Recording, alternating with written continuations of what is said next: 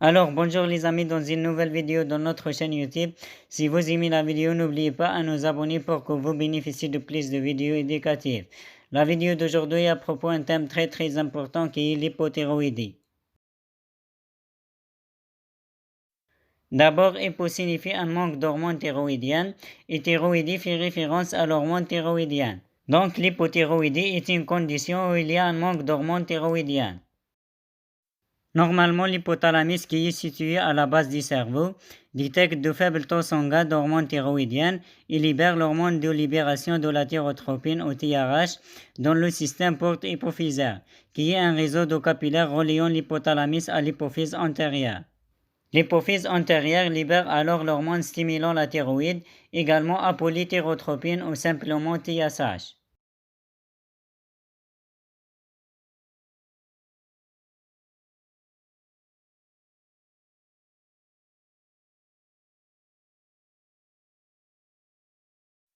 La TSH stimule la glande thyroïde qui est une glande située dans le cou qui ressemble à deux pouces accrochés ensemble en forme de V. La glande thyroïde est composée de milliers de follicules qui sont de petites sphères bordées de cellules folliculaires. Les cellules folliculaires convertissent la thyroglobuline, une protéine présente dans les follicules, en deux hormones contenant de l'iode, la triiodothyronine au T3 et la thyroxine au T4.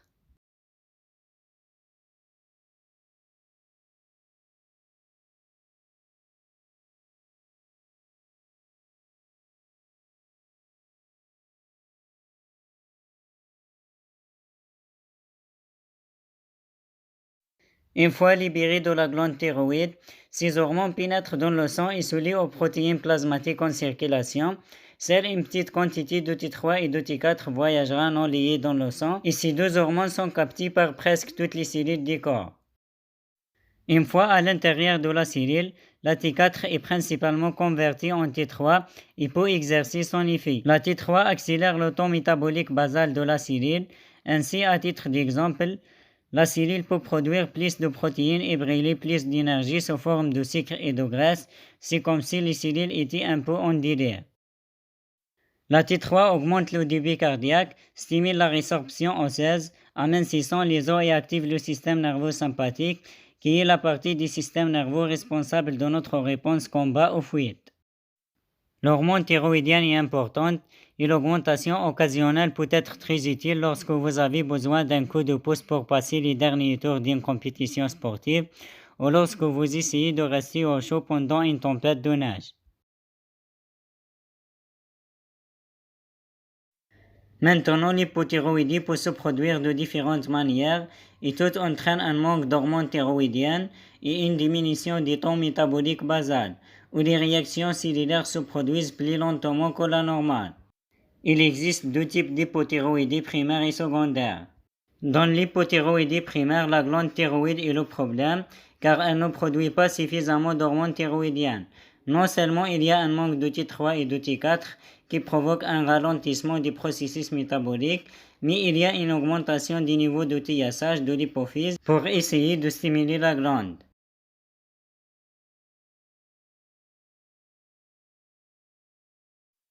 Un effet secondaire des niveaux élevés de TSH est qu'il stimule les fibroblastes de la peau et des tissus mous. Les fibroblastes stimulés commencent à déposer des glycosaminoglycanes qui sont des protéines de la matrice extracellulaire dans l'interstitium qui est l'espace entre les cellules.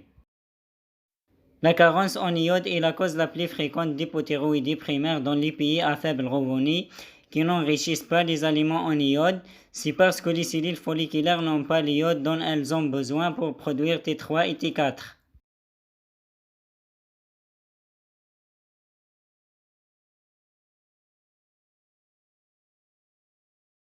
Dans les pays qui enrichissent les aliments en fer, la cause la plus fréquente d'hypothyroïdie primaire est la thyroïdie d'Hashimoto, une maladie auto-immune dans laquelle les lymphocytes T et les auto-anticorps tels que la peroxydase thyroïdienne et l'antithyroglobuline s'infiltrent dans la thyroïde.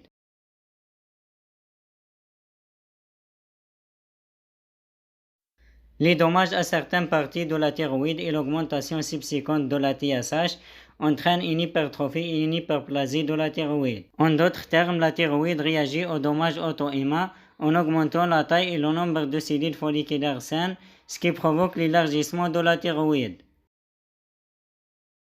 Malheureusement, cette compensation est de courte durée et finalement les auto-anticorps causent tellement de dommages aux cellules folliculaires qu'ils détruisent complètement la fonction thyroïdienne.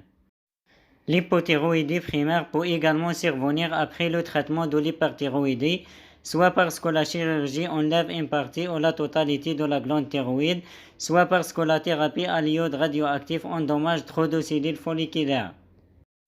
Un autre type d'hypothyroïdie primaire se produit lorsqu'elle affecte un nouveau-né, auquel cas on parle d'hypothyroïdie congénitale. La plupart du temps, elle est sporadique, c'est-à-dire qu'elle survient au hasard, mais elle peut aussi être causée par une mutation génétique héréditaire. En fin de compte, la glande thyroïde du nouveau-né ne produit pas suffisamment d'hormones thyroïdiennes, soit parce qu'elle ne se développe pas normalement, la glande peut être absente, sous-développée ou développée mais au mauvais endroit dans le corps, soit parce qu'il y a un défaut dans l'apparence normale de la glande thyroïde qui affecte sa capacité à fabriquer des hormones thyroïdiennes. Maintenant, dans l'hypothyroïdie secondaire, également appelée hypothyroïdie centrale, le problème est que le corps ne produit pas assez de TSH. Cela se produit généralement parce qu'il y a une tumeur dans l'hypophyse antérieure qui comprime la glande et empêche la production de TSH, ou parce que l'hypothalamus est endommagé par des tumeurs ou un traumatisme qui diminue la production de l'hormone de libération de la thyrotropine ou TRH.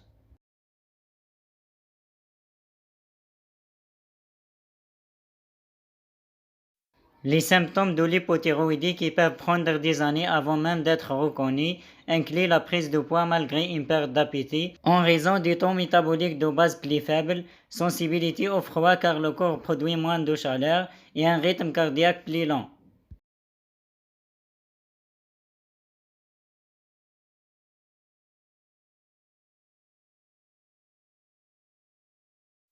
Une lenteur mentale, une léthargie et une constipation en raison de la diminution de l'effet des hormones thyroïdiennes sur le système nerveux sympathique. L'accumulation de glycosaminoglycans provoque également un myxodème ou un gonflement de la peau et des tissus mous comme la langue.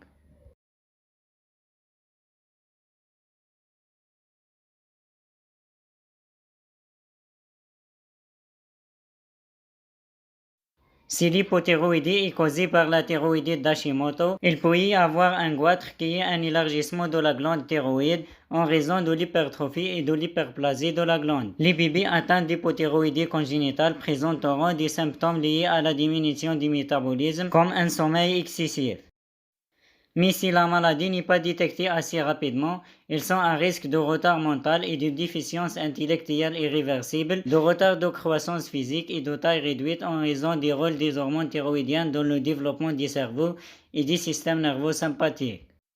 Il existe également une forme grave et potentiellement mortelle d'hypothyroïdie, appelée coma myxodémateux, qui affecte les personnes atteintes d'hypothyroïdie mal gérée, qui subissent une situation stressante, comme une infection grave ou une intervention chirurgicale.